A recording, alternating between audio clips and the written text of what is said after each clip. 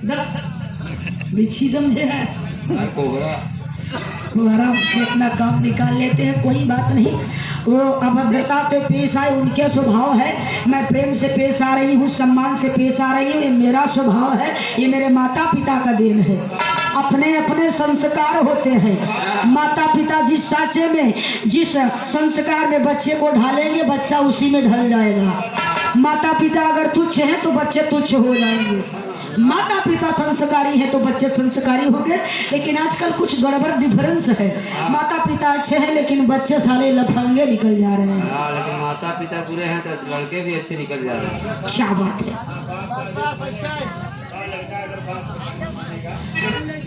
लड़का अगर बाप का कहना मानेगा तो दुनिया का अनुभव कर सकता है।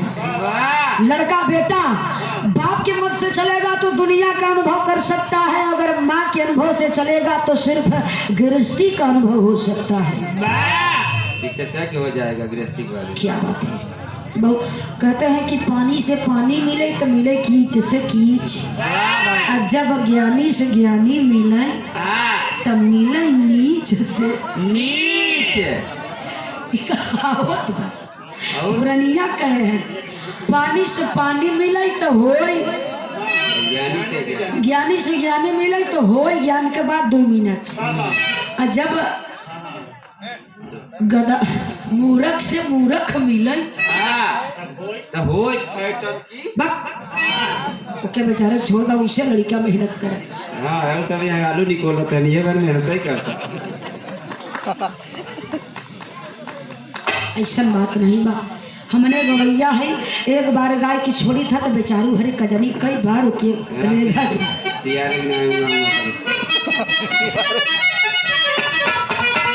क्या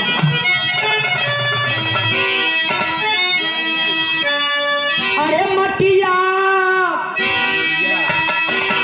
अंगना में फूले फूला गेनवाए नाना दो दुआरा पे बाजला भैया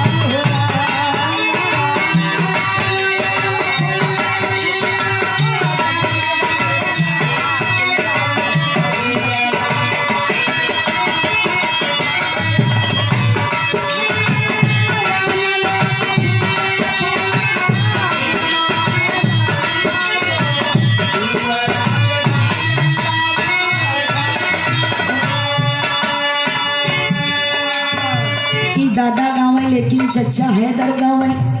नाना का भाऊ जैया रे तू तो एक समौरिया, नाना का भाऊ जैया तू तो एक समौरिया, दुनहुन कपिया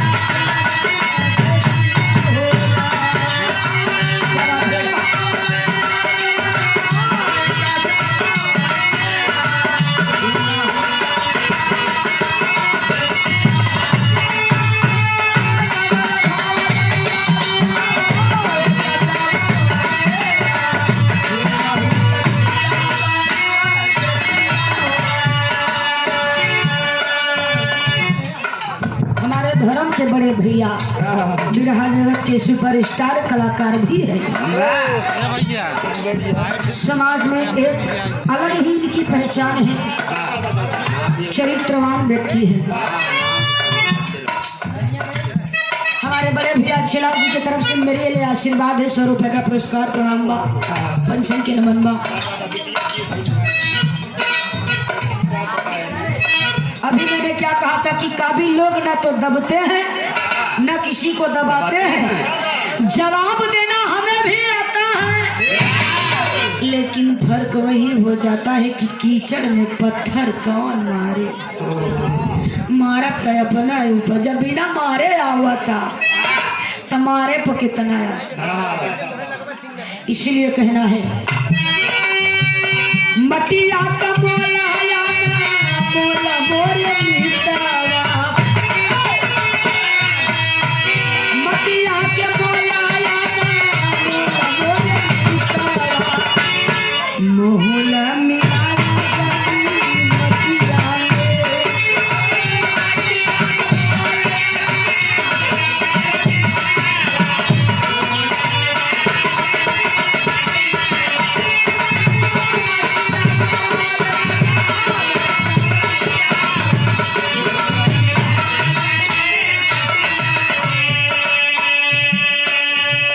कहावत है कि बड़े भाग मानुष तन पावा। भगवान ने हमें इस मिट्टी को लेकर इस मिट्टी पर भेजा है। अगर हम इस मिट्टी को लेकर, क्योंकि शरीर भी तो माटी है, इस माटी को लेकर इस माटी में आए हैं तो कुछ ऐसा कर जाइए दुनिया कहे कि नहीं वो क्या इंसान था, काबिल इंसान था, उसके जैसा हीरा आदमी तो कोई है ही नहीं। जानते हैं सतयुग में, सतयुग की बात है, सतयुग में एक इंसान गलत कर्म करता था तो उसके गलत कर्म का दंड पूरे देश को मिलता था। ये सतयुग का नियम था।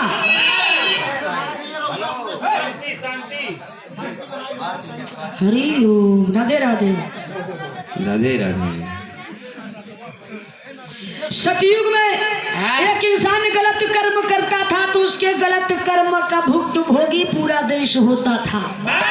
गलती एक ही करे लेकिन सजा पूरा देश भोगे।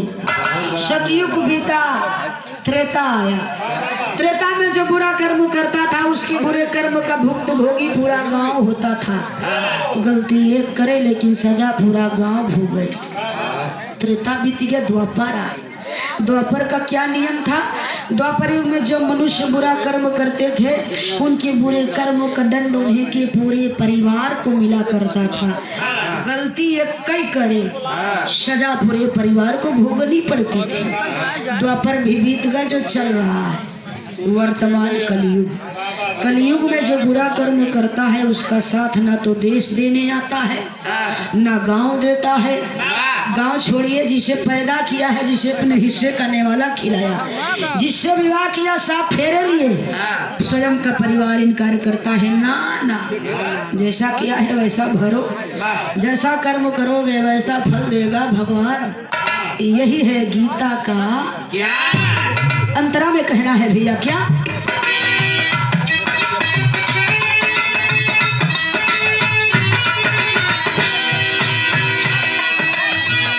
मटिया के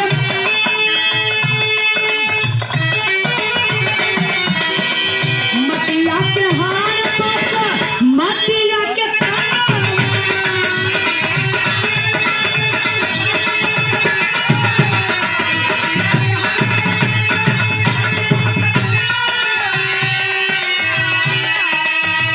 हमारे भैया ट्रैक्टर सप्लायर हैं अच्छे राम भैया की तरफ से पुनः बड़ी आशीर्वाद माया मेरी भैया के प्रणाम नमस्कार बा। मटिया के हार मास मटिया के तनवा कटहरा से गायन है व्यंजन। मैंने किया है कि मैं अब अपन डिग्री गिनाई तभी जनबा किया पढ़ी लिखी नहीं गटैया में टांगे रहा कर लिखवाई नहीं बोर्ड बनवाई ग्रेजुएट से पोस्ट ग्रेजुएट तब जाने कि नहीं प्रियंका पढ़ी पढ़े बा यह पगली पढ़ेगा। मैंने किया है 2 साल का कोर्स होता है, आप लोगों ने किया होगा जानते हैं, और 1 साल का ITI का कोर्स किया है मैंने। तो बाकी दोस्तों डिग्रियां से कुछ नहीं होती हैं, आपके अंदर उतनी योग्यता होनी चाहिए, क्षमता होनी चाहिए, ज्ञान होना चाहिए। डिग्रियां कुछ नहीं करती हैं, वाह आपका माइंड जो कुछ करता है। लेकिन मटिया के हार मास मटिया के तनवा एक कब चीज माटी से बहरे नहीं न कुल मटिया के बा। मटिया के हार मास मटिया के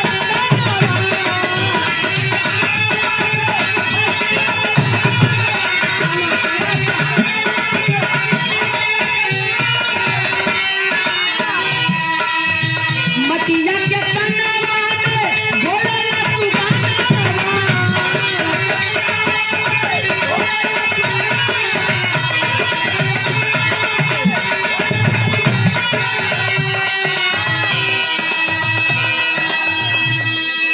आजकल की भोजपुरी ऐसी निकल गई है कि सुनने लायक नहीं है। लेकिन जो बुद्धिजीवी है भोजपुरी गाना जो सुनता है उसका अर्थ निकाल लेता है। जो कभी भोजपुरी गाने को लॉन्च करवाते हैं वो सेंसर बोर्ड को जवाब उन्हें भी देना पड़ता है। जब तक सेंसर बोर्ड भोजपुरी गीत का पास नहीं देगा भोजपुरी गीत कोई पास नहीं करवा सकता, मार्केट में नहीं आ सकती। एक धुन निकला रहा तोरे में मोर जा जाता, वाह, तोरे माँ मोर जाता, और रानी तोर फटा जाता। और नहीं। सुनिए, पहले सुनिए मेरी बात, शिक्षित महान लोग सुनिए, महापुरुषों, बात याद आ गई विवेकानंद स्वामी की।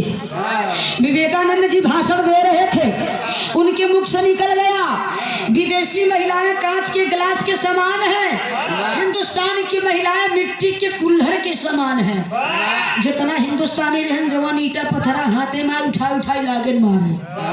विवेकानंद स्वामी का सर फूट गया, खून बहने लगा, भगदड़ मच गई। एक लड़का कहा, महाराज आपने क्यों ऐसा कहा कि विदेशी महिलाएं कांच के गिलास की तरह हैं और हिंदुस्तानी महिलाएं मिट्टी के कुल्हड़ के समान हैं। इंडिया में रह के इंडिया बुराई। तो विवेकानंद जी ने कहा, मैं तो समझाने जा रहा था, लेकिन हकीकत तक जाने से पहले ही पथरावबाजी कर दिया है आप लोगों ने, क्योंकि ये बेबुद्धि का पैदल है। स्वामी विवेकानंद ने बताया, मैंने विदेशी महिलाओं का कांच का गिलास क्यों कहा? क्योंकि विदेशी महिलाएं उसी कांच के गिलास की तरह होती हैं जो होटलों पर मिला करती हैं। पहला ग्राहक आया, चाय पिया, होटल वाला धुलवाया रख दिया, दूसरा आया पिया फिर धुल कर रख दिया गया, तीसरा आया उसी में पिया फिर धुल के रख दिया, यूज किए रखे। तो इसलिए विदेशी महिलाएं कांच के गिलास की तरह होती हैं कि जो भी आया मुंह मार के गया। विदेशी महिलाओं की कोई गारंटी नहीं है। लेकिन हिंदुस्तानी महिलाएं, हमने उन्हें मिट्टी का कुल्हड़ क्यों कहा? क्योंकि मिट्टी का कुल्हड़ एक ही बार होठ से लगाया जाता है, दोबारा नहीं लगाया जाता है। उसी प्रकार से हमारी माताएं बहनें हैं, एक पति को छोड़ उन्हें कोई टच नहीं कर सकता। तब जनता ताली बजाई, नहीं स्वामी विवेकानंद महाराज हमें क्षमा कर दीजिए। ए भाई, लेकिन कहना बता,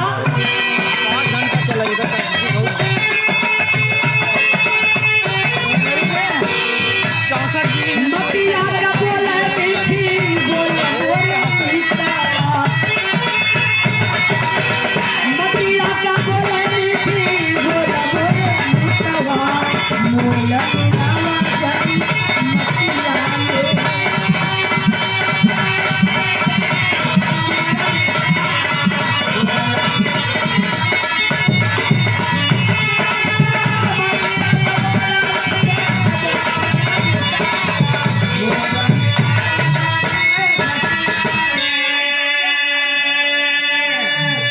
भैया, शब्दों के दांत नहीं होते हैं, लेकिन घाव बहुत गंभीर काटते हैं, बहुत तेजी से काटते हैं। और शरीर का घाव तो भर जाता है, लेकिन जो बातों का घाव दे देता है, जो जुबान काटती है, जो जुबान काट देती है, जिंदगी घाव बनी रहती है, वो मरते दम तक वो घाव नहीं भरता है। इसलिए बोलने से पहले हम आप शब्दों के बोलने से पहले शब्द हमारे आपके बस में होते हैं, लेकिन बोलने के बाद हम आप शब्दों के बस में हो जाते हैं। आपसे छोटा ही इंसान क्यों न रहे, लेकिन उसका अनादर मत करिए। इंसान तो वो भी है, पढ़ा हो या ना पढ़ा हो। पढ़ने लिखने से क्या मतलब है, इंसान तो इंसान है। पहले सम्मान देना सीखो। अगर आप हमें सम्मान देंगे तभी तो हम सम्मान आपको देंगे, सम्मान देंगे तभी आप सम्मान के हकदार होंगे। लेकिन अगली लाइन कहना बा, मटिया का मोल मोरे भाई, यही बात माटी खाए कुंवर कन्हैया।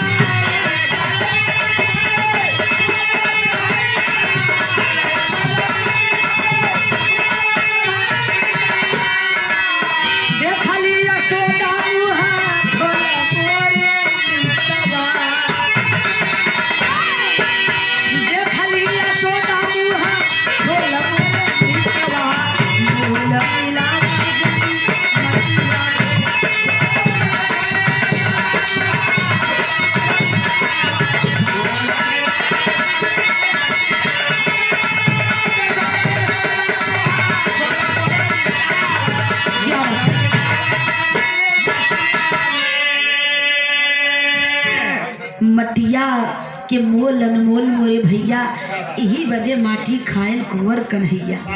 भगवान कन्हैया बचपना में माटी खाई लेन यशोदा का पता चला आइन कहाँ लाल मट्टी थूक दे नुकसान कर दे, लेकिन जो स्वयं लीला कर रहे हो भगवान है उन्हें क्या मिट्टी नुकसान करती। चभुरी बने मस्त हुआ मटकत हुआ लेकिन मुंह नहीं खोलत है। मैं एक बार कहीं 2 बार गुलाब भैया के तरफ से 21 रुपया पुरस्कार प्रणाम नमस्कार बा, मुंह नहीं खोलत है। माँ यशोदा जब मारने के लिए झुकी है तो भगवान डरिया के मारे मुहवा खोली दे। लक्ष्मी जी से कहत है का हो मुहवा खोली दे। लक्ष्मी जी कहा खोल दे नहीं तो बड़ा जोर मारा जाबा। तब वही विष्णु रूपी भगवान कन्हैया मुंह खोल दिए। माँ की ममता बड़ी अनमोल है, दुनिया में हर कर्जा अदा कर सकते हो, माँ के दूध का कर्जा कोई नहीं अदा कर सकता। माँ यशोदा आंचल लेकर जीभ पोछना चाहती है, मुंह में झांकी तो धन्य है प्रभु भगवान कन्हैया। मुहवा में है नानक बाल्यावस्था में है, लेकिन मुंह के भीतर पूरा ब्रह्मांड घूम रहा है। यशोदा दर्शन करती है लेकिन विश्वास नहीं हो रहा, नन्हे से बेटे के मुंह में पूरा ब्रह्मांड कैसे संभव है। उसी बहाने ब्रह्मांड का दर्शन करती है, लेकिन आश्चर्यचकित देखकर बाबू बेहोश हो जाती है। तो भगवान कन्हैया भी जानते थे आज नहीं तो काल यही मटिया में हमहों के मिली जाए के। चित जल पावक गगन समीरा, पंच रचित यह अधम शरीरा। हमारी आपकी शरीर 5 तत्वों से बनी है, मरने के बाद हम आप इन्हीं 5 तत्वों में विलीन हो जाएंगे। आकाश धरती अग्नि जल वायु।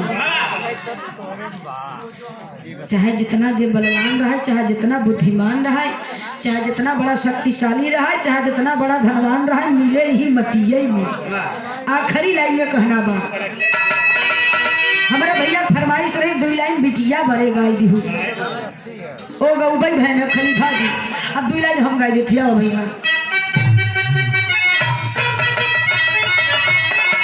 अरे बिटिया बढ़ावा बिटिया बढ़ावा बिटियन करे श्रृंगार करा। बिटिया बढ़ावा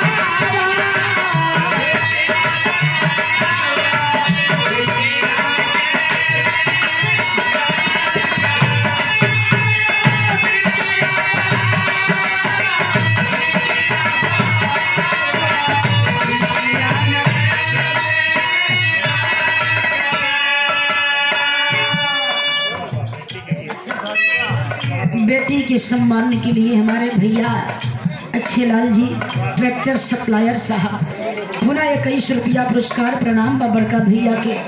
बिटिया बढ़ावा बिटिया पढ़ावा बिटियन का श्रृंगार करा। श्रृंगार लाली लिपस्टिक से ना है, गहना गुड़िया से ना, श्रृंगार करवा के था से उनका श्रृंगार शिक्षा से कीजिए।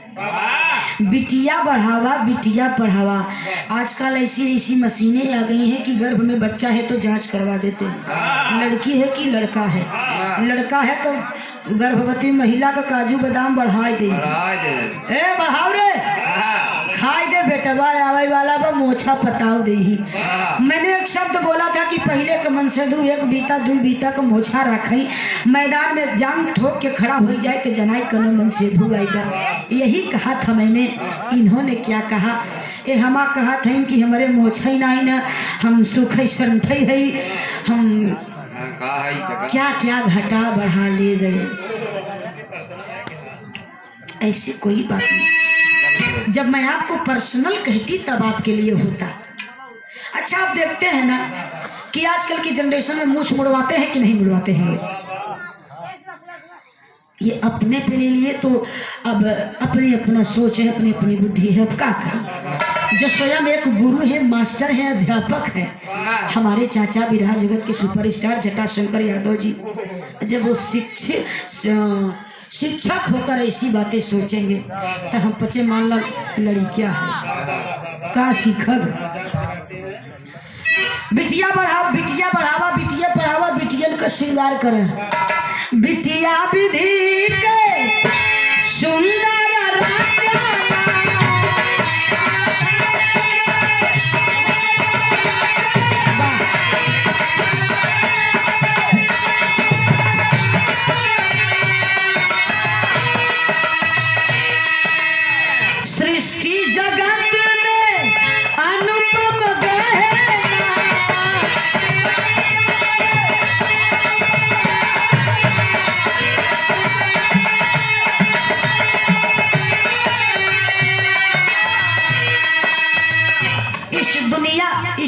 दुनिया में सबसे सुंदर चीज क्या है? क्या है? उस विधाता ने सृष्टि का रचना करते हुए, जगत को बनाते हुए सबसे सुंदर चीज क्या बनाई? सबसे सुंदर चीज अगर कुछ बनाई तो वो बिटिया है। बेटवा एक कई कुल तारत है, बेटियां दो कुल तारती हैं। गर्भ में बेटवा बा तो काजू बादाम बढ़ गया, बिटिया बा तो कहीं का कर जाए दे के। आए दर्शन कराओ। आप ही सोचे, हिंदुस्तान में लड़कियों की जनसंख्या वैसे भी कम है। 1000 लड़कों पर 800 लड़कियां।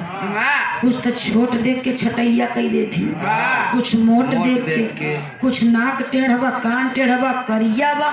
लड़का करिया ही रहा, ठेंगई छाप रहा या पाची जरूर मांगत। लड़की बीए पास है। अब लड़की बीए पास रहा, गोरी अंगार रहा। वह कैसे कहती कि लंगूरे के मुंह में अंगूर। ए भैया, आप सोचा जब माई के गर्भ से बिटिया न जन्म ही, बेटवा ही बेटवा जन्म ले ही, बिटिया हो भाई न करी,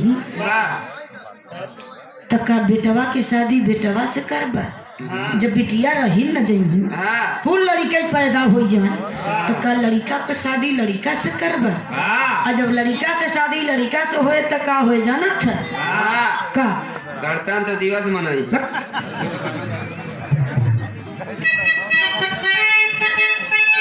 दो रोटी कम खाए आज के समाज में। वर्तमान में 2 रोटी कम खाइए, लेकिन अपनी बेटी को पढ़ाइए जरूर, शिक्षित करिए बाबू। इसलिए सृष्टि की सबसे अनुपम, सबसे सुंदर चीज अगर कुछ है तो वो बिटिया है। जिसके हंसने से परिवार खिल उठता है, माँ बाप खिल जाते हैं। जिसके मुरझाने से माँ बाप मुरझा उठते हैं। इसे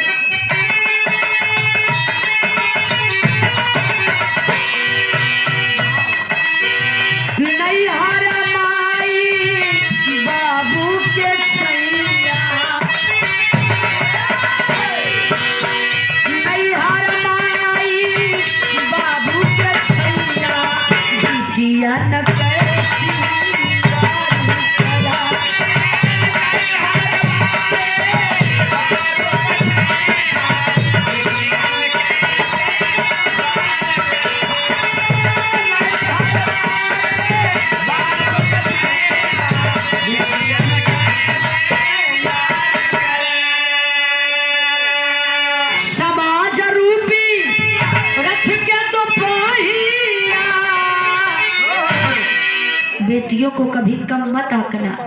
एक बात जान ल, अगर किसी की बेटी घर में भूखी पड़ी है तो कोई नहीं जानेगा कि फलानवा की बिटिया भूखी बा। अब पड़ोस की बेटी अगर बाहर गई है तो पूरे गांव को मालूम है कि फलानवा का बिटिया घरे ना आई बा आज। बहुत तेज। बेटी भूखी है तो कोई नहीं जानता है, बेटी बाहर है तो गांव जानता है फलानवा का बिटिया आज इधर उधर करे गई बा। क्या समाज है, कभी अच्छी नहीं सोच सकते। भला किसी का कर न सको तो बुरा किसी का मत सोचो। भला नहीं कह सकता तो भैया बुरा जिन कर। समाज रूपी रथ की 2 पहिया, एक है नर एक है नारी, दूजा नर है भैया। बेटिया समाज रूपी के रथ के 2 पहिया है। बेटी बगैर संसार अधूरा है। आखिरी लाइन में कहना बा,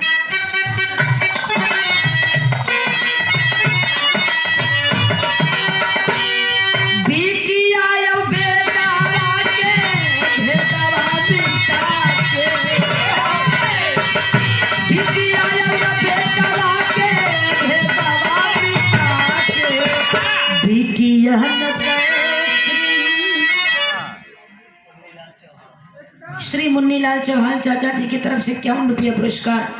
बिटिया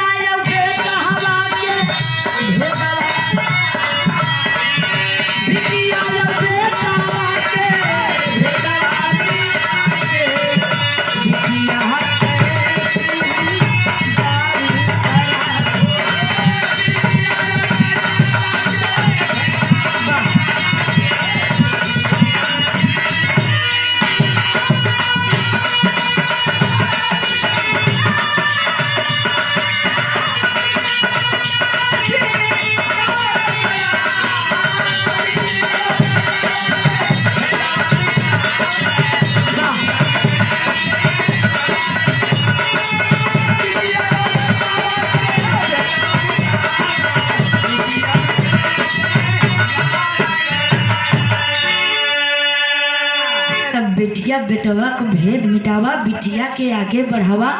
चाहे बिंद समाज की लड़की हो, चाहे हरिजन समाज की लड़की हो, चाहे जिस समाज की लड़की हो, लेकिन कन्या तो कन्या है, बिटिया तो बिटिया है।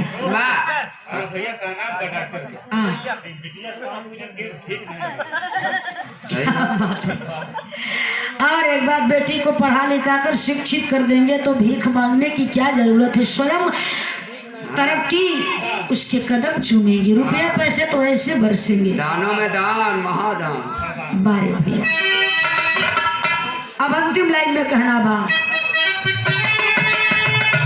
समय हो गया है। जय जखाड़ गुरु चंदू स्वर्गवा में गईले।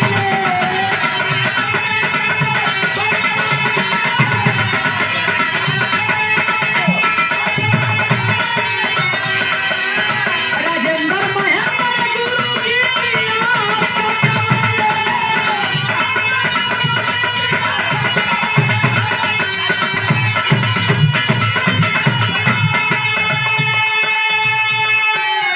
अरे बिटिया सबके माथे का चंदन, बिटिया सबके माथे का चंदन, बिटिया न करे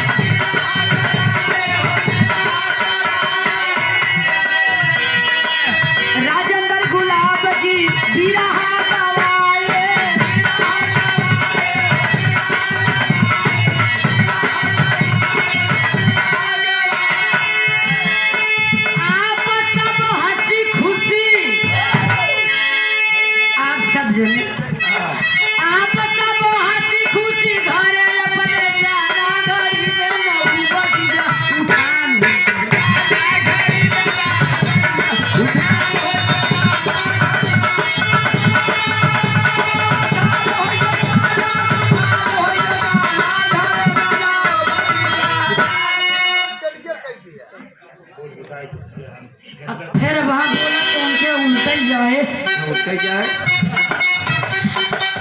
भाभी जी की तरफ से 21 रुपया पुरस्कार उन्हें जमा, तब चारे के टोके से खोल कर ले आई दी।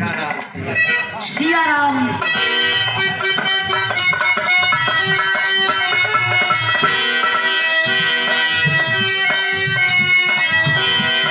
सिया राम भैया देखा बीरा